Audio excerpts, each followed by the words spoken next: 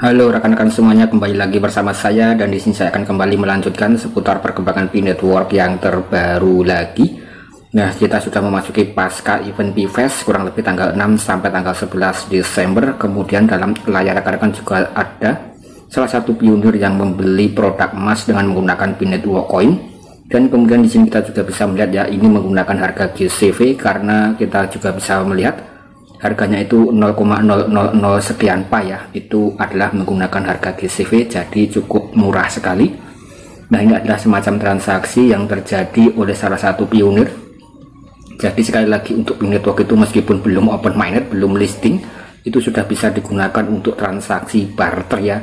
Dan untuk melakukan transaksi barter hanya bisa dilakukan antar komunitas, antar pionir, terutama bagi yang sudah lolos KYC dan memiliki saldo available balance.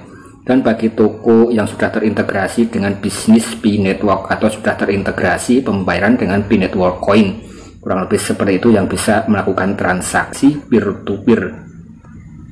Nah, ini adalah semacam transaksi ya, sebagai bentuk bukti yang cukup mantap dan cukup menarik sekali.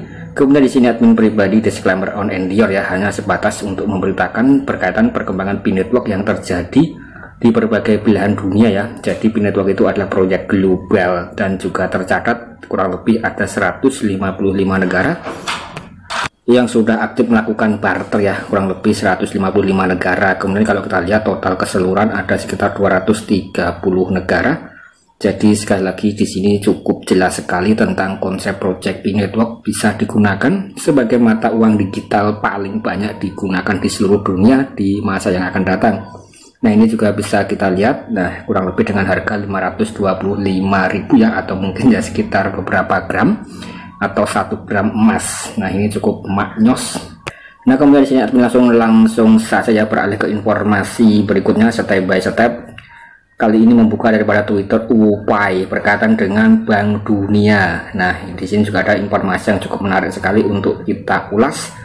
Jadi perkembangan Pi Network itu step by step ya, dan banyak sekali kalangan komunitas yang ikut memberitakan perkembangan blockchain Pi atau Pi Network Coin. Nah, disebutkan Bank Dunia dan juga pemerintah memilih Stellar adalah keunggulan bagi Pi Network.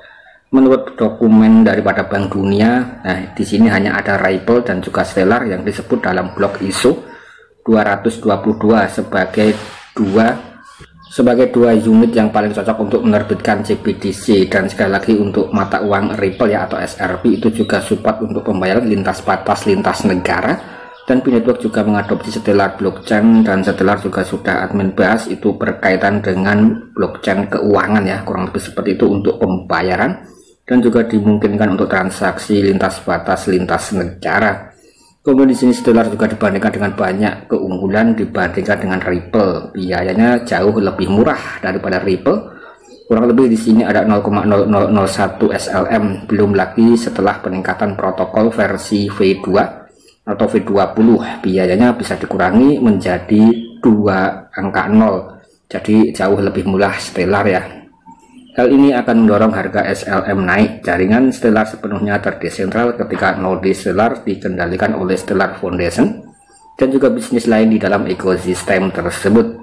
Sementara semua node Ripple dikelola oleh Ripple saja. Kecepatan transaksi maksimum Stellar adalah kurang lebih 1000 transaksi per detik. Jadi bisa melakukan semacam validasi atau approve ya, atau pengesahan kurang lebih 1000 transaksi setiap detik. Jadi ya cukup bisa dikatakan cepat. Pada dasarnya untuk Ripple juga mendukung bank untuk melakukan transfer uang dengan sangat baik. Mereka juga cocok untuk penerapan CBDC retail saat menggunakan protokol konsensus masalah General Byzantium atau BGP. Stellar dengan jaringan yang lebih luas dan juga menggunakan Federal Byzantium Agreement atau FBA.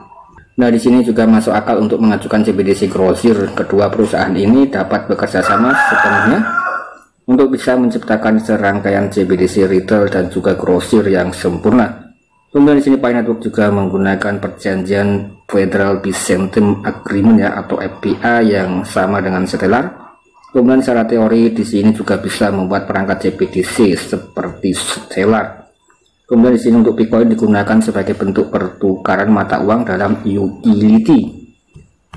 atau dalam utilitas ya, dan kita juga bisa untuk mengulas sedikit antara kesamaan Pi Network dengan SRP ya, atau Ripple, yaitu sama-sama menggunakan konsep seperti pembayaran mata uang dan juga sama-sama bisa dikatakan support untuk pembayaran lintas batas lintas negara. Dan Pi Network juga menggunakan perjanjian Federal Byzantine Agreement atau FPA. Nah, ini juga secara teori ya, ini juga membuat perangkat CBDC seperti Stellar. Kemudian di sini untuk Pi Network digunakan sebagai bentuk pertukaran mata uang. Nah, di sini dalam utilitas seperti berikut ini, yaitu adanya P2P atau pertukaran barang dengan B2C, token asli untuk social file di dalam Verset Forum, kemudian GameFi. Nah, di sini fakta bahwa banyak sekali ya pemerintah memilih Stellar untuk menerbitkan CBDC merupakan keuntungan yang besar bagi jaringan Pi ketika dilegalkan dalam platform Stellar. Nah, intinya di sini untuk peluang Pi Network itu bisa lolos legal itu sangat besar sekali ya, karena di sini untuk CBDC juga sudah mulai diadopsi oleh berbagai macam kalangan pemerintah di berbagai mancanegara, termasuk juga Indonesia yang sudah pernah admin informasikan ya tentang perkembangan CBDC Indonesia yang sudah mencapai angka 86%, kurang lebih seperti itu. Jadi di sini memberikan peluang besar bagi Pi Network itu bisa legal dan bisa digunakan dalam pembayaran lintas batas lintas negara ya, kalau kita melihat dari sisi Stellar kemudian juga dari sisi CBDC. Kemudian dengan mematuhi semacam GDPR atau perlindungan data pribadi, kemudian juga ada MiCA untuk mengatur aset mata uang kripto di dalam bursa. Dan jaringan Pi sepenuhnya legal dalam kerangka Eropa dan masa depan bersifat global. Jadi sekali lagi di sini untuk masalah regulasi menjadi yang paling pokok dan yang paling utama ya, agar transaksi rekan-rekan itu dikatakan sah ketika rekan-rekan menggunakan Pi Network Coin. Kemudian kalau kita lihat di sini Binance ya, itu beberapa waktu yang lalu juga sempat mengalami berbagai macam kendala-kendala, bahkan untuk CEO yang pertama yaitu adalah Chen Pengzhou sudah resmi mundur, kemudian juga digantikan CEO yang baru yaitu Richard Teng dari negara Singapura yang terkenal memiliki reputasi bagus ya, terutama dalam hal regulasi. Nah, kemungkinan besar ketika sudah bisa mengatasi masalah regulasi ya, kita tinggal menantikan saja informasi perkembangan berikutnya. Semoga Pi Network bisa segera open minded dan kita bisa menikmati perkembangan lintas batas lintas negara dengan aman. Kemudian disini juga disebutkan banyak sekali ya info-info yang sudah admin informasikan sebelumnya berkaitan dengan lisensi daripada Pi Network. Nah, di sini juga ada semacam berita yang cukup mantap sekali. Departemen Perdagangan Amerika telah melisensikan Pi Network sebagai pemilik sah logo Pi.